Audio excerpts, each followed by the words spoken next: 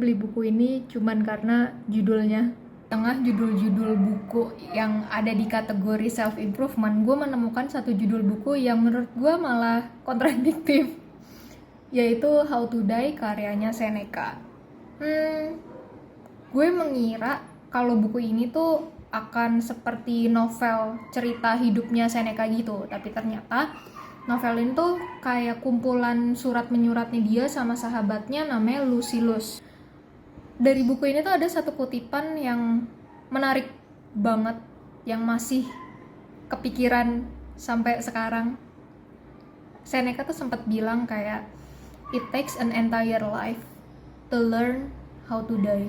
Ada juga satu cerita dari buku ini yang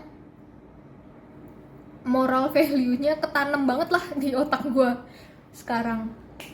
Ceritanya itu suatu hari Seneca sama Kaisar Caesar kalau nggak salah, dia tuh lagi melakukan perjalanan gitu, dan di tengah-tengah dia tuh dihentikan sama seorang budak yang memohon-mohon ke Kaisar untuk kayak something like, gue lebih baik mati dibandingkan harus menjadi seorang budak.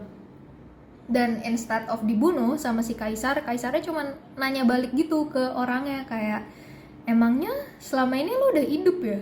Value-nya yang gue tangkap dari cerita sangat pendek ini adalah, kan si budak ini tuh sangat menolak kenyataan atau takdir atau kondisi hidupnya dia saat itu kan, sampai akhirnya dia merengek-rengek untuk dibunuh. Nah, yang gue tangkap adalah the moment we always menyalahkan keadaan eksternal, itu tuh kayak ya, kita tuh emang lagi nggak hidup gitu loh.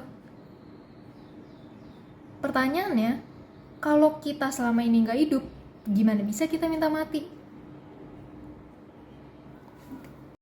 Another feeling that I get after finishing the book is knowing that I could exit this world anytime, anywhere, malah bikin gue pengen bertahan sehari lagi untuk tahu what will happen.